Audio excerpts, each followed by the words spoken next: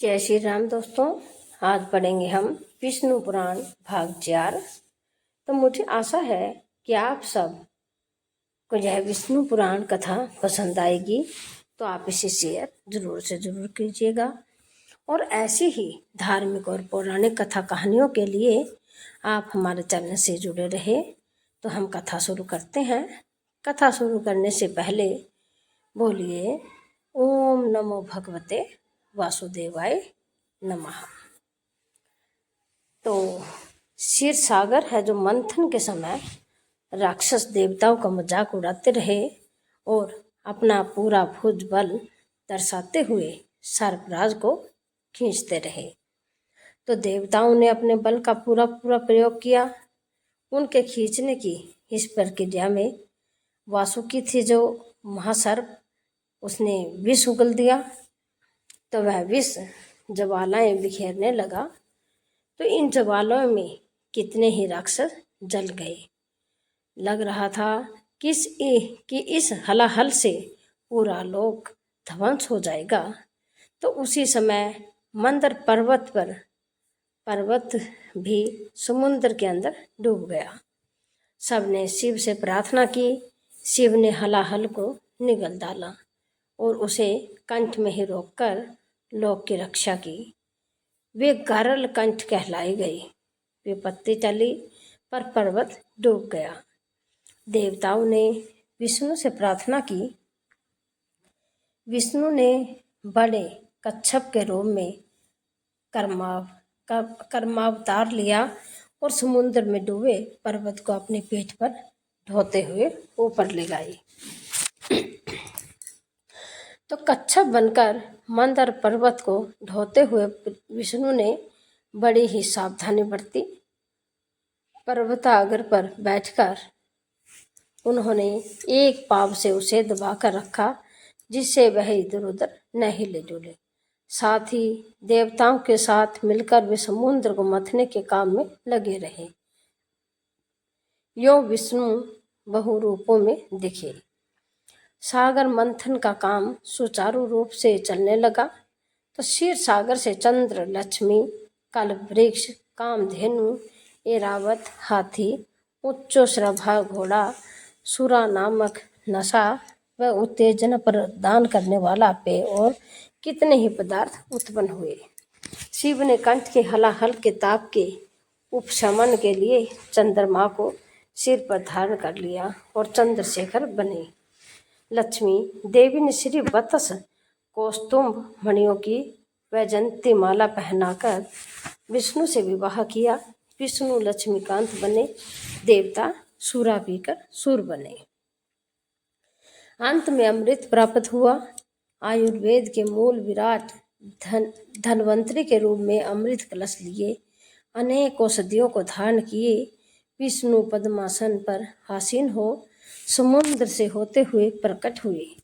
अमृत के लिए जब क्षीर सागर मथा गया, तब प्रारंभ में हलाहल विष उत्पन्न हुआ। कितने ही विशेषताओं के घटने के उपरांत और दैव सहायतों के साथ अमृत प्राप्त हुआ। लक्ष्य की प्राप्ति हुई।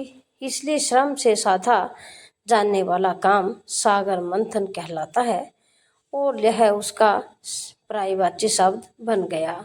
धन्वंतरी के हाथ में जो अमृत कलश था, उसे राक्षस उड़ा ले गए और दावा किया कि यह हमारा ही है। राक्षसों और देवताओं में मुठभेड़ हुई। जब दोनों के बीच में यह छीना झपटी हो रही थी, तब मंत्र मुग्ध कर देने वाली जगन मोहिनी वहां प्रत्यक्ष हुई। उसे देखकर राक्षस उस पर रीझ गई। मोहिनी ने राक्षसों से कहा, अमृत मुझे दो, मैं बांटूंगी। उसकी बातों में आकर राक्षसों ने कलश उसके सुपर्द कर दिया। राक्षस एक तरफ बैठे तो देवता दूसरी तरफ। दोनों के बीच में कलश को कमर पर सटाई जगन मोहिनी नृत्य करने लगी और अमृत बांटने को सन्नद्ध हो गई। निश्चेष्ट होकर देवता एकटक उसी की तरफ देखते लगे। मदहोश राक्षस मोहिनी के सौंदर्य को देखते हुए तन्मय हो गई। उन्हें अपनी सुध नहीं रही। देवताओं को भी पहले यह ज्ञात नहीं था कि आखिर यह मोहिनी है कौन। पर जब उन्होंने देखा कि वह देवताओं को ही अमृत पिला रही है तो राक्षसों को छल रही है, तो वे जान गए कि मोहिनी कोई और नहीं बल्कि साक्षात विष्णु ही रस रूप पधारे। इसलिए वे चुपचाप अमृत पीते गए। जहाँ देवता निर्लिप्त होकर अमृत का सेवन करते हुए अमरतप पा रहे थे, वहाँ दैत्यों ने जगमोहिनी के माया जाल में फंसकर उन्मत्त होकर अमरतप खो दिया। राहु नामक एक होशियार राक्षस ने जान लिया कि जगमोहिनी राक्षसों को छल रही है। वह जल राक्षसी सिंहिका का पुत्र है, बड़ा ही मायावी है।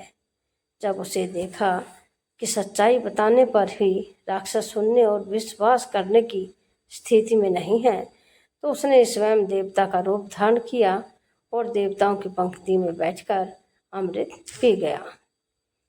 सूर्य चंद्र ने उनकी यह ध्रुवता देखी और उन्होंने मंद्र पर्वताग्र पर आसीन बहुरूपी विष्णु को यह विषय सूचित किया।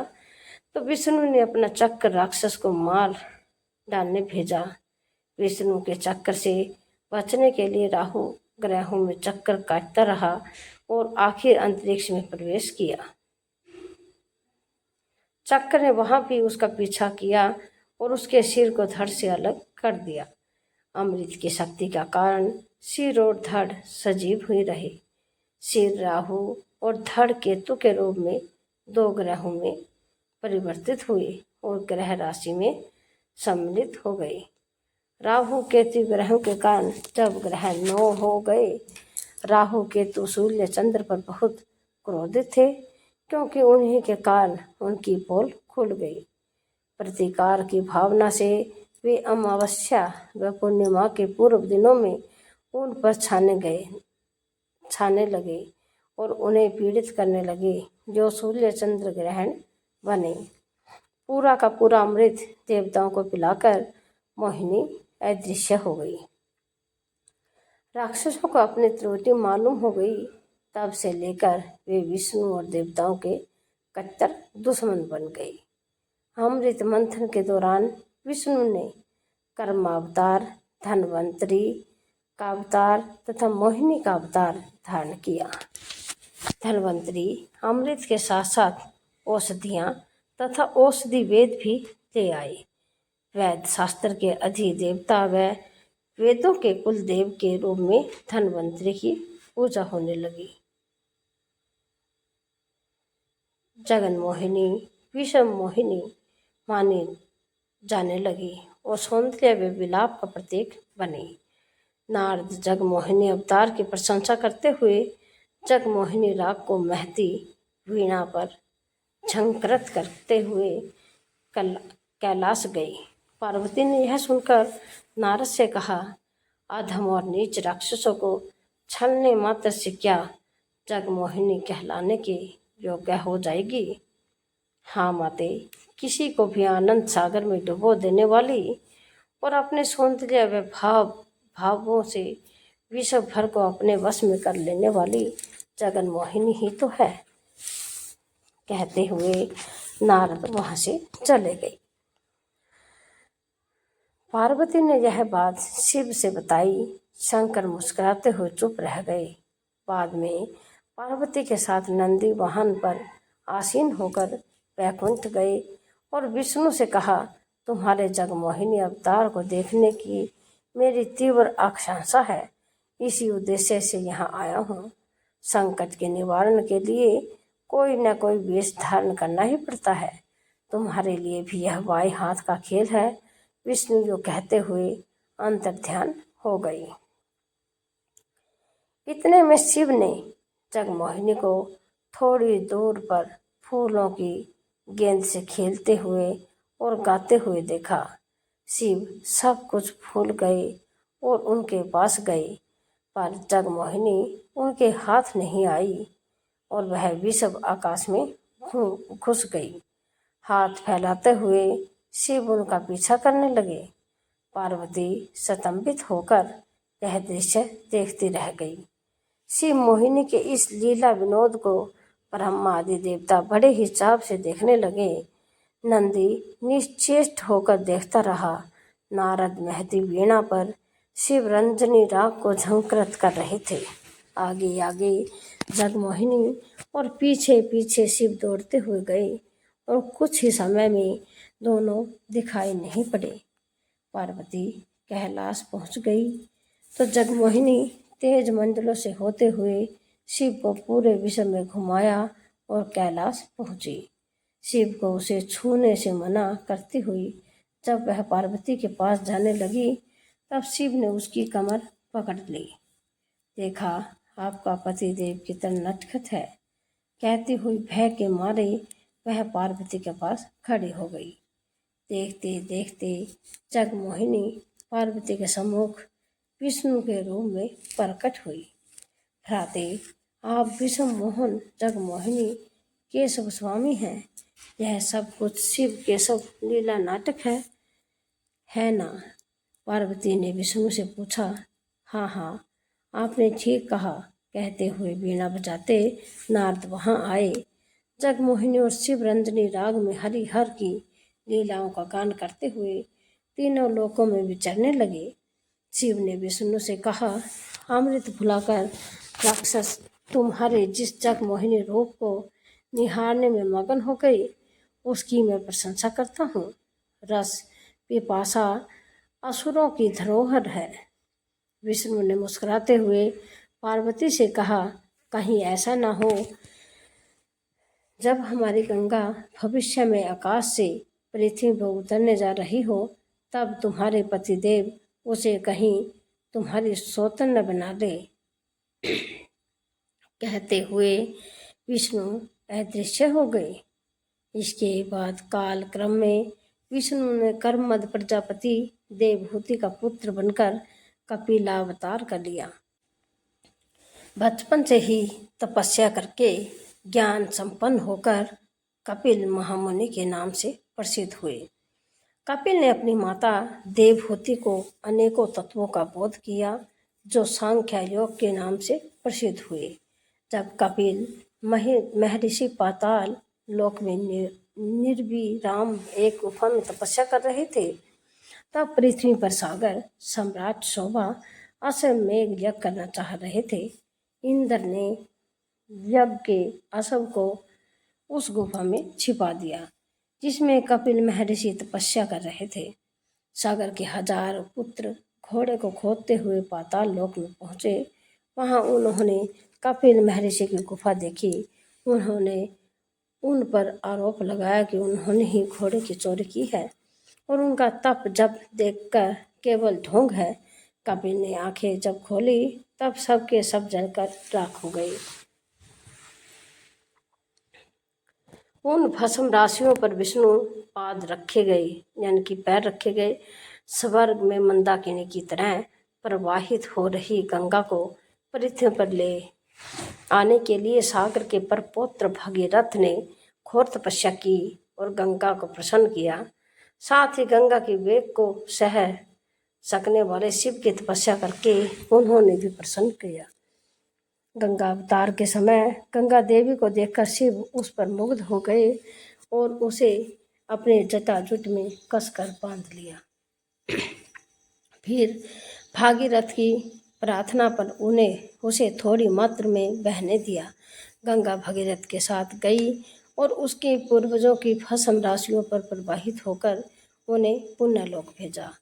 पारम शिव गंगाधर बने और यो गंगा पार्वती की सोत हुई।